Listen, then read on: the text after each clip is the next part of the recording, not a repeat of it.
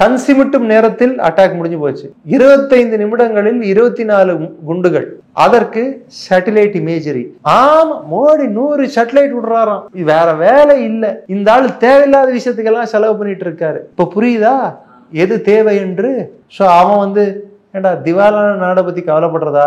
இவன் $2 பில்லியன் நம்ம கிட்ட பிச்சை கேட்டுட்டு இருக்கான். அவன் பல பில்லியன் டாலர்ல உட்காந்துட்டு இருக்கான். உலகத்தோட மார்க்கெட் அது. இது உலகத்தோட பிச்சைக்காரன். இவன் யாரை தேர்ந்தெடுப்பான்? புனித மக்கா மதீனாலேயே பாகிஸ்தானியர்களை அவங்க வந்தாலே பயப்படுறாங்களாம். ஏன்னா அங்க போய் பிச்சை எடுக்கிறானுங்களாம். சவுதி அரேபியாவில் பாகிஸ்தானியர்களுக்கு விசா கொடுப்பதில்லை என்று ஒரு அறிவிப்பு வந்தது. காரணம் என்னடான்னா அங்க பிச்சைக்காரங்க அதிகமாயிட்டு இருக்காங்களாம், பாகிஸ்தான் பிச்சைக்காரங்க. ஜெய்ஹிந்த் சார், உண்மையாலுமே இன்னைக்கு ஜெய்ஹிந்த் வேர்டு ராகுல் காந்தி முதற்கொண்டு சொல்லியிருக்காப்புல. மிகப்பெரிய ஒரு ஜெய்ஹிந்த் அப்படின்னு சொன்னது நேதாஜி. யார் கூட யார கம்பேர் இல்ல சார், அவரை சொல்ல இவரே சொல்ற வச்சுட்டாங்களே அப்படின்ற மாதிரி சொல்ல வரோம் சார் நம்ம. அதுதான் மோடி அவர்கள். அதான் சார். சார், இந்த ஆப்ரேஷன் சிந்தூர் அந்த விஷயத்துல என்ன ஒரு சிக்னிஃபிகன்ஸ் நம்ம காட்ட வரோம் இந்தியா சைட்ல இருந்து? நம்ம ஒரு சிக்னிஃபிகன்ஸ் இல்லை சார். என்னை பொறுத்த வரைக்கும் நம் தாய்மார்களை, நம் அக்கா தங்கை மகள், பல பேருக்கு மகள், அவர்களின் கணவர்களை கயவர்கள் அரக்கத்தனமாக கொன்றவர்கள், அவர்களுக்கு பாடம் புகட்டும் வண்ணம் இந்த சிந்தூர் என்ற அந்த ஒரு இது. எதை நீ எங்களிடமிருந்து பறித்தாயோ அதை நிலைநாட்டும் வண்ணம் அந்த பேர் வச்சிருக்காங்க. எங்களின் மகளிரின் குங்குமத்தை நீ பறிக்க பார்த்தால் உன் உயிரை நாங்கள் பறிப்போம். உன் நாட்டின் நிலைமை கவலைக்கிடமாக மாறும். சொன்னதையும் செய்வோம், சொல்லாததையும் செய்வோம். நீ கனவில் கூட நினைக்காததை செய்து காட்ட முடியும் எங்களால். தேவைப்பட்டால் நீ அடிச்சு பாரு, நீ தான் வீரனாச்சு, அடிச்சு பாரு. ஒரு படத்துல வடிவேல் சுந்தர்சியை கடைசி வரைக்கும் அப்பா வெறும் பில்டப்பா அப்படின்னு சொல்லி அழுவான் பாருங்க. கிட்டத்தட்ட பாகிஸ்தானோட நிலைமை அதுதான். என்கிட்ட அணுகுண்டு இருக்கு, 130 குண்டு இருக்கு, நான் 1/4 kg குண்டு இருக்கு, அது இருக்கு, இது இருக்கு. சரி, எல்லாம் இருக்கு, என்ன பண்ணு? See, Modi has called the Pakistani bluff not once, not twice, but thrice. ஒரு வாட்டி அடித்தார், போய் சொன்னாங்க. 2 வாட்டி அடித்தார், போய் சொன்னாங்க. ஒவ்வொரு வாட்டியும் அவரோட கொடுக்குற அடியோட தன்மையும் அந்த அடியோட ஆழமும் நல்ல பலமா இருக்கு. அதாவது தாக்கு பிடிக்காத வண்ணம் அந்த அடியின் தாக்கம் இருக்கிறது பாகிஸ்தான் மேல். இந்திய இராணுவத்தை கம்மியாக மதிப்பிட்ட பாகிஸ்தான் இராணுவம், அந்த இராணுவத்தில் ஆண்மகன்கள் இல்லை என்பதால் நம் வீர பெண்மணிகளே போதும் அவர்களுக்கு பதில் சொல்வதற்கென்று வீர பெண்மணிகளே அனுப்பினார். எப்படி நடந்தது சர்ஜிக்கல்? அவங்க ஒன்றும் தெரியாம புரியாம அவங்களுக்கு யாரோ சொல்லி கொடுத்தா பேசியிருப்பாங்கன்னு நினைக்காதீங்க. இல்ல சார், பிரஸ் கான்ஃபரன்ஸ்ல பார்க்கும்போது தெளிவா அவங்க அந்த ஸ்பாட்ல இருந்து அந்த இதை பார்த்திருந்தா மாத்திரம்தான் அவங்க அங்க பிரசன்டேஷன் கொடுக்க முடியும். ஸோ பாகிஸ்தான்ல ஆண்மகன்களா பேண்ட் சொக்கா போட்டுக்கிட்டு அவங்களோட சிவிலியன்ஸை கொன்று அவங்களோட நாட்டு மக்களோட சொத்துக்களை சாப்பிட்டு கொடுத்து போய் நிற்கிறாங்க பாருங்க பாகிஸ்தானி இராணுவ ஜெனரல்கள். அவங்க பார்க்க வேண்டியது, இந்திய ஆண்மகன்களுக்கு போட்டி நீங்க இல்லை, எங்கள் வீர பெண்மணிகளுக்கு நாரி சக்தின்னு அவர் சும்மா மூலங்கள, அந்த நாரி சக்தி கூட நீ ஈடு கொடுக்க முடியாது. எங்கள் பெண்களின் உடைமைகள் மீதோ அவர்களுக்கு களங்கம் கற்பிக்கும் வகையிலோ உன் நாடோ உன் நாட்டின் ஏவல் நாய்களோ எது செய்தாலும் அதன் விளைவு பயங்கரமாக இருக்கும் என்று இந்த நாட்டின் சீருடை அணிந்த சீராக பயிற்சி எடுத்து நேர்மையாக நேர்கொண்ட பார்வையுடன் செயல்படும் 2 போர் வீரர்கள், வீரர்கள் இல்லை, வீராங்கனைகள், அவங்க பாகிஸ்தானுக்கு பாடம் எடுத்துட்டு போயிட்டாங்க. ஸோ இனிமேல் பாகிஸ்தான் பார்த்துட்டு இருக்க வேண்டியதுதான். Okay sir. சார், இப்போ எந்தெந்த மாதிரி இடத்துல இந்தியா அட்டாக் பண்ணுச்சு, எந்த மாதிரி ஏவுகணைகளை யூஸ் பண்ணாங்க, எந்த மாதிரி விஷயங்கள் நடந்தது? அடிப்படையாக சொல்லப்படுறது என்னடான்னா, மெட்டியார் மெசைலை ஸ்கேல்ப் மெசைலை யூஸ் பண்ணியிருக்காங்க. ப்ளஸ் இன்னொரு பாம்பு ஒன்றத்தை யூஸ் பண்ணியிருக்காங்க. ரஃபேல் பிளேன்களை யூஸ் பண்ணியிருக்காங்கன்னு சொல்கிறாங்க. இந்த பிளேன் பாகிஸ்தான் எல்லைக்குள்ளேயே கூட போகவில்லை, போகிறதுக்கு முன்னாடி இருந்தே தாக்கியிருக்கு, பியாண்ட் விஷுவல் ரேஞ்ச்லேயே தாக்கியிருக்கு. அதாவது நான் நுழையாதப்பயே உனக்கு இந்த கதி, நுழைஞ்சா என்ன கதி? அதோ கதி தான். So it's practically to show Pakistan எந்த மாதிரியான தாக்குதல்கள் நம்மால் ஏற்படுத்த முடியும், தேவைப்பட்டால் அந்த தாக்குதலானது எவ்வளவு துல்லியமாக இருக்கும், எவ்வளோ அகண்டு விரிந்து இருக்கும் என்று உலகத்திற்கு நாம் பறைசாற்றியுள்ளோம். ஸோ பாகிஸ்தான் என்ன பூச்சாண்டி காட்டிட்டு இருந்தான், என்கிட்ட HQ-9 interceptor anti missile defence system இருக்கு, சைனா கொடுத்தது. சைனா பீஸு தான், நோ மேட்ச், வாரண்டி கேரண்டி இல்லை. மிசைல் வந்தபோது தூங்கிட்டு இருந்தது, அது தூங்கிட்டு இருந்தவனும் தூக்கிட்டு போயிடுச்சு, முடிஞ்சு போச்சா? இதுக்கப்புறம் புலம்பி என்ன பிரயோஜனம்? அப்போ அவன் உன்னை மனுஷனா கூட மதிக்கல. He has insulted you. You are friendless. You are moneyless. You are weaponless. Totally you are hopeless. That's called Pakistan. Sir, ஆனால் சார் இவ்வளோ விஷயங்கள் நடந்துமே பாகிஸ்தான் பிரைம் மினிஸ்டர் ஷெரீஃப் என்ன சொல்கிறாருன்னா, we have a right to retaliate India for this act of war அப்படின்ற மாதிரி. எப்படி sir இந்த மாதிரி தைரியமாக சொல்கிறாரு அவர்? இவ்வளோ பிரச்சனை நடந்துட்டு இருக்கும் போதும். வானா அடிக்காது, 1 2 என்னடா என்ற கணக்கு வச்சுக்கணும் இல்லை, எதுக்கு உடம்பு எவ்வளோ தாங்கன்னு தெரியணும் இல்லை, அதுதான் இது. ரைட் ரிட்டாலியேட்னா பண்ண வேண்டியது தானே, அதான் பண்ணிட்டாங்களா சார்? அப்புறம் பூஞ்ச் டிஸ்ட்ரிக்ட்ல இப்போ திடீர்னு பூஞ்சில் நடக்கிறது வந்து ஆர்ட்டிலரி ஃபயரிங், அது பாகிஸ்தான் ஆர்மி தானே சார்? அப்புறம் பாகிஸ்தான் ஆர்மி வந்து இந்த சைட் பண்ணிட்டு இருக்கு, நம்ம ரிட்டர்ன் ஃபயரிங் பண்ணிட்டு தான் இருக்கோம். அது வேற. உள்ளே நுழைந்து தாக்கக்கூடிய தன்மை பாகிஸ்தான் ராணுவத்துக்கு உண்டா? முரிட்கே என்ற நகரம், அந்த டவுன் ஆனது லாகோரில் இருந்து ஒரு 25-30 கிலோமீட்டர் தூரத்தில் உள்ளது. பாவல்பூர் என்பது பாகிஸ்தான் ராணுவத்தின் ஒரு கோர் கமாண்டோட ஹெட் குவார்ட்டர்ஸ். 5 கிலோமீட்டர் தொலைவில் அவங்களோட ஏர்பேஸ் உள்ளது. இந்த குண்டு போன்ற இடத்துல இருந்து 5 கிலோமீட்டர். தேவைப்பட்டிருந்தால் இதில் மேலெல்லாம் நாம் தாக்குதல் நடத்தி இருக்க முடியும். எதற்கு ஆர்மியை விட்டு வச்சோண்டான்னா, இப்போ உன் நாயை அடிக்கிறேன், அப்புறம் உன்னையும் தேவைப்பட்ட அடிப்பேன், இப்போதைக்கு டெம்பரரியா உன்னை விட்டு வச்சிருக்கேன். ஸோ இதற்கு மேலும் அவர்கள் அடி வாங்குவதற்கு தயார் என்று நினைத்தால், தெம்பு இருந்தால், திராணி இருந்தால், if they have the potential, let them try. That's the end of the story for Pakistan. அவங்க நிறைய மிஸ்இன்ஃபர்மேஷன் கேம்பெயின் இப்போ ரன் பண்ணுவாங்க. இப்போ ரீசெண்டாக ஒரு ஃபோட்டோ ஒன்று போட்டிருக்கானுங்க, ஜெட் ஃபியூவலோட இன்ஜின் இருக்கு பாருங்க, அந்த எண்ணெய் ஆயிலை எடுத்துகிட்டு போகிற இது, அதை நல்லா முறுக்கி ட்ரக்கில் போட்டு நல்ல ஒரு கிரைண்ட் அமுக்கி அதை சப்பையாக்கி, இதுதான் இந்திய பிளேன் வந்து விழுந்துருச்சுன்னு சொல்லியிருக்காங்க. This is the Pakistani army. டாக்டிக்கலாக அவங்க நல்லா யோசிச்சாங்க. அதாவது இந்தியா மேலே இது மாதிரி ஒரு தாக்குதல் பண்ணுறதால இந்திய இராணுவமானது ஒரு நிலைக்குலையும், காஷ்மீரில் அமளி தொடங்கும், இந்தியாவில் மத பிரச்சனைகள் தொடங்கும், நல்ல பிளான் பண்ணாங்க. ஆனால் அவங்க கால்குலேட் பண்ணாதது ஒன்றே ஒன்று தான், லாங் டேர்மில் அது இந்தியாவில் வந்து இது மாதிரி கொன்னா, ஒரு குறிப்பிட்ட சமுதாயத்தை குறிவைத்து கொன்னா, அது இந்தியாவுக்குள்ள வந்து அமளியை உண்டாக்காது, ஒற்றுமையை உண்டாக்கிடும்னு அவன் யோசிக்கல. ஆனா அவன் நாட்டுக்குள்ள இந்தியா கூட வம்பு வலிக்க போயிட்டு அவன் நாட்டில் அமைதியை கெடுத்துப்பான்ட்டு அவன் யோசிக்கல. அவர்கள் ஜெனரல்கள் பிளானிங் நல்லா பண்ணுவாங்க, அதை எக்ஸிகியூஷன் ஸ்டேஜுக்கு வரும்போது தான் சொதப்பிடுவாங்க. That is what has happen. ரெண்டாவது, அவர்கள் முப்படைக்குள்ளேயே ஒரு கோஆர்டினேஷன் எங்கேயோ மிஸ் ஆயிருக்கு, ஆர்மி நேவி ஏர்ஃபோர்ஸ்க்கு நடுவில். அந்த மிஸ் ஆனதோட வழிபாடு தான் JF-17 இந்தியன் டெரிட்டரிக்குள்ளே விழுந்திருக்கு. F-16 யூஸ் பண்ணல, அவங்க நேவி வந்து ஃபுல் ஃப்ளெஜ்டாக கவுண்டர் பண்ண முடியல. இனி கராச்சியோட ரொம்ப நிகரில் தான் நமது INS விக்ரமாதித்யாவும் மற்ற போர் கப்பல்களும் அங்கே நின்று கொண்டு வெயிட் செய்து கொண்டு இருக்கின்றன. எப்போ வேணாலும் தாக்குதல் நடத்தலாம்.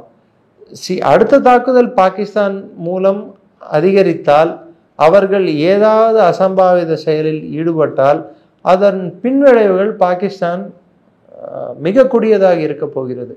சார் இப்போ அங்கே பலூச்சிஸ்தானில் வந்து பார்த்தோம் அப்படின்னா இப்போ திடீர்னு 8 பாகிஸ்தான் ஆர்மி பர்சன்ஸ் வந்து இறந்துருக்காங்க. 17 பேர் இறந்துருக்காங்க. 17 சார். இப்போ அது வந்து இந்தியாவோட இன்வால்மெண்ட் இருக்கிறதா சொல்கிறாங்களே சார், அது ரியாலிட்டியா சார்? அரண்டவனுக்கு இருண்டது போய்ங்க, வாய்க்கு வந்ததான் அவன் சொல்லிட்டு இருப்பான். நாளைக்கு என்ன சொல்லுவான், ஆசிம் முனீருக்கு பின்னாடி முதுகு தண்டி வழிக்கு வந்ததுக்கு காரணம் கூட இந்தியா தான் காரணம் அப்படின்வான். ஷாபாஸ் ஷெரீஃபுக்கு பைல்ஸ் வந்ததுக்கு காரணம் கூட இந்தியா எரிச்சல் மூட்டி விட்டார்கள், அது பின்னாடி தெரிந்து விட்டது அப்படின்னு சொல்லுவான். இதுக்கெல்லாம் நம்ம பதில் சொல்லிட்டு இருக்க முடியுமா சொல்லுங்க? இது பாகிஸ்தான். த பேசிக் ப்ராப்ளம் வித் பாகிஸ்தான் என்னன்னா, அவன் தப்பை அவன் எண்ணாதவன் தான், அதை திருத்தி கொள்ளாதவன் தான் மற்றவர்கள் மீது தப்பு போட்டு கொண்டு இருப்பான். என்னைக்காவது பாகிஸ்தான் அவன் தப்பா அவன் ஒத்துக்கிட்டு இருக்கானா?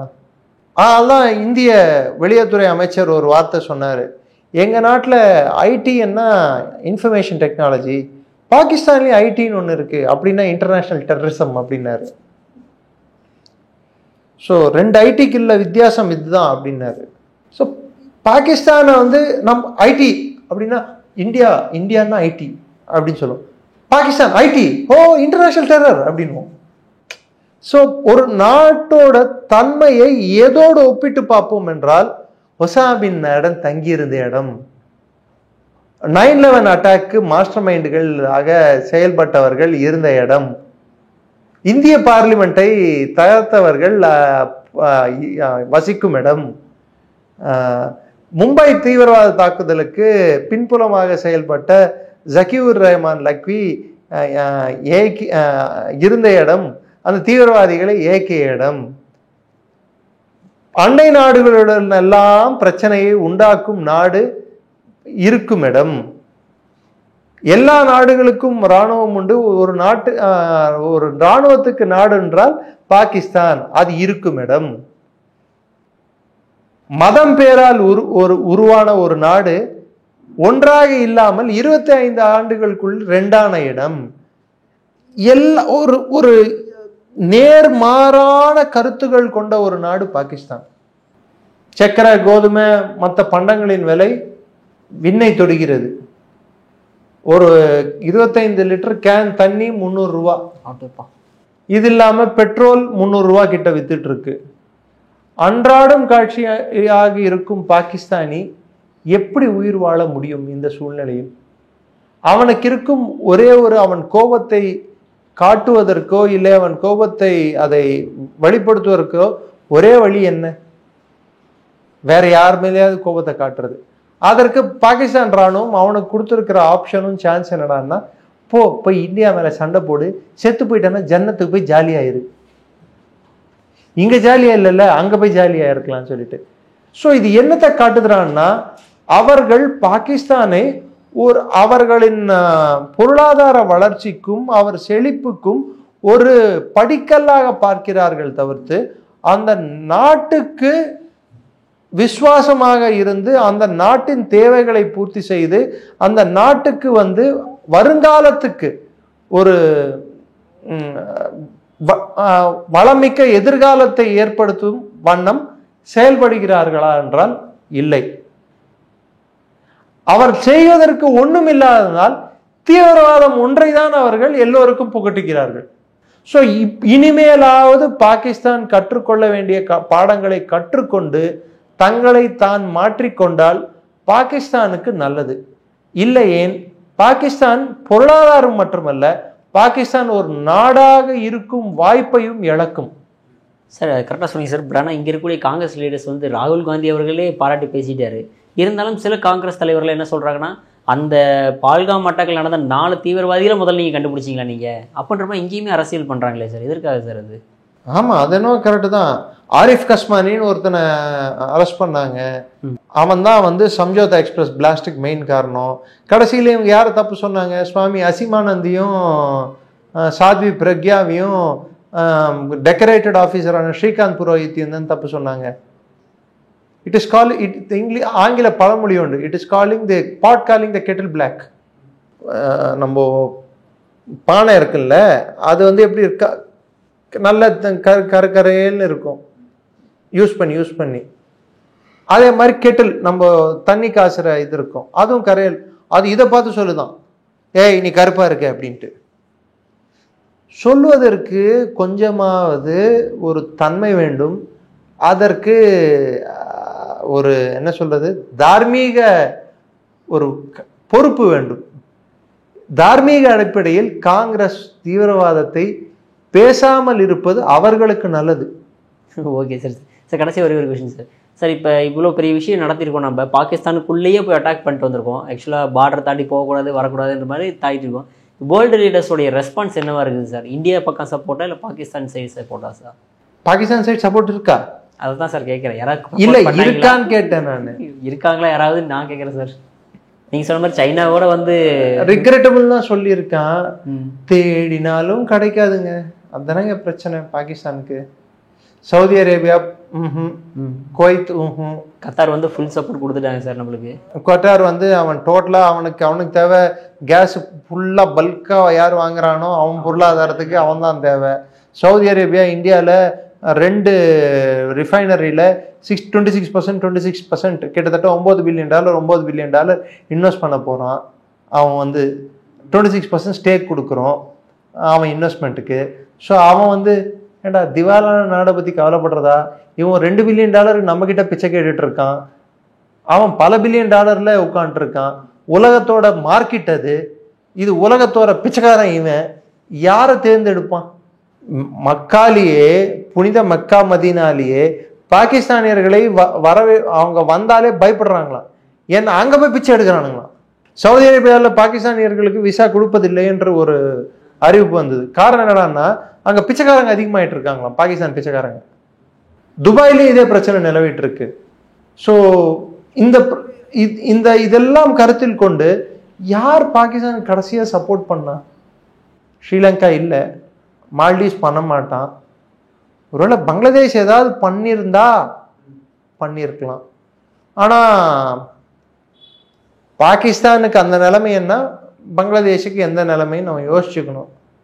அதாவது அவ்வளோ பெரிய பாகிஸ்தானுக்கே பார்டரில் நுழையாமலேயே அடித்தோம், இவனை அடிக்கணுமா அப்படின்ற லெட் யூனிஸ் திங்க் அபவுட் ஹிம்செல்ஃப். ஸோ இந்த மொத்த விஷயங்கள்லேருந்து, இந்த ஆப்ரேஷன்லேருந்து நம்ம கற்றுக்க வேண்டிய பாடங்கள், உள்நாட்டில் அரசாங்கத்தின் மீது வைத்திருக்கும் நம்பிக்கையை நாம் விட்டுவிடக்கூடாது. ஒன்று. ரெண்டாவது, வாய் புளித்ததோ மாங்காய் புளித்ததோ, நம் மாண்புமிகு முதல்வர்களிடமிருந்து வாங்கிக் கொள்கிறேன் இந்த வார்த்தையை. வாய் புளித்ததோ மாங்காய் புளித்ததோ என்று உளவு அமைப்புகளை பற்றி தப்பு சொல்லக்கூடாது. அந்த வேலையை பார்ப்பவர்களுக்கு தான் அந்த கஷ்டம் என்னவென்று புரியும். நாட்டில் நாம் அமைதியாக இருப்பதற்கு பாதுகாப்பு படைகள், இராணுவம் எவ்வளோ முக்கியமான பங்காற்றுகின்றதோ அதே அளவுக்கு உளவு அமைப்புகளும் பங்காற்றி கொண்டிருக்கின்றன. அட்லீஸ்ட் இவர்களை யூனிஃபார்மில் நம்மளால் கண்டுபிடிக்க முடியும். அவர்களை யூனிஃபார்மில் கூட இருக்க மாட்டார்கள். நம்மில் ஒருவராக, 1000-ல் ஒருவனாக இருப்பவர்கள் தான் அவர்கள். அவர் பேர் தெரியாது, ஊர் தெரியாது, அவரை நாம் பாராட்டக்கூடிய சந்தர்ப்பம் கூட நம்மளுக்கு கிடைக்காது. உளவு அமைப்புகளின் தோல்விகளை பற்றி தான் நாம் படிப்போம். அவர்கள் வெற்றி வரலாற்றை நாம் படிக்க கூடாது என்றே நமக்கு அவர்கள் கொடுப்பதில்லை. அதற்கு பல்வேறு காரணங்கள் இருக்கு. அவங்க எப்படி வென்றார்கள், அவருக்கு யார் துணை நின்றார்கள், அதற்கு பின்புறம் என்ன, நிறைய விஷயங்கள் வெளிவரும். அது எதிரிகளுக்கு தெரிந்தால் நமக்கு யார் உதவிக்கரம் நீட்டினார்களோ அவர்களுக்கு ஆபத்தாக முடியும். அதனால அவர்கள் பல விஷயங்களை சொல்வதில்லை. தோல்வி அடைந்து விட்டது என்றால் மற்றும் முதலில் கை காட்டுவது அவர்களை தான். ஆனால் நாம் யாரை கை காட்டுகிறோம், மற்ற 3 விரல்கள் நம்மை காட்டுகின்றன. ஸோ ஒரு சிட்டிசனை நம்ம கடமையை ஒழுங்கா பண்றோமா? ஸோ உளவு அமைப்புகளை தப்பு சொல்வதை நிறுத்துங்கள். பொருளாதார கொள்கை, வெளியுறவு கொள்கை, உள்நாட்டு பாதுகாப்பு, இராணுவ கொள்கை, இந்த 4த்தையும் ஒரு சமநிலையில் வைத்து பார்க்கக்கூடிய தன்மை இருக்கும் ஒரு அரசால் தான் இது மாதிரி நடவடிக்கைகள் எடுக்க முடியும். அந்த தன்மையில்லா அரசு தத்தளிக்கும். 168 பேரை கொன்னால் கூட அட்டாக் செய்யலாமா வேண்டாமா என்று யோசிக்கும். அந்த அரசு இந்த அரசு அல்ல. இதை 3வது முறையும் பிரதமர் சாதித்து காட்டியுள்ளார். இப்படிப்பட்ட ஒரு சந்தர்ப்பத்தில் மோடி அரசாங்கமோட செயல்பாடுகளை பாருங்கள். 15 நாட்கள் எடுத்துக்கொண்டார்கள். துல்லியமாக, பரவலாக, குறுகிய நேரத்துக்குள் அந்த தாக்குதலானது நடத்தப்பட்டது. எதிரி கண் விழிக்கும் முன்னால் எல்லாம் நடந்து முடிந்து விட்டது. After that what ever he does is reaction. கண் சிமிட்டும் நேரத்தில் அட்டாக் முடிஞ்சு போச்சு. 25 நிமிடங்களில் 24 குண்டுகள். அதற்கு சேட்டலைட் இமேஜரி. ஆமா, மோடி 100 சேட்டலைட் விடுறாராம். வேற வேலை இல்லை. இந்த ஆள் தேவையில்லாத விஷயத்துக்கெல்லாம் செலவு பண்ணிட்டு இருக்காரு. இப்ப புரியுதா எது தேவை என்று? இப்ப புரியுதா ஒரு நாட்டின் விஞ்ஞான வளமும், தொழில் வளமும், இராணுவ பலமும் மூன்றும் ஒன்று கூடினால் என்ன சாதிக்க முடியும் என்று இந்த அட்டாக்ஸ் நம்மளுக்கு கட்டு கொடுத்துருக்கு. இதுதான் என் நிறைவு கருத்து. சார், அற்புதமாக விளக்கம் கொடுத்தீங்க சார். உங்கள் பொன்னான நேரத்தை இளைய பாரதம் மேல் ஒதுக்குறதுக்கு மிக்க நன்றி சார். ஜெயின், நன்றி.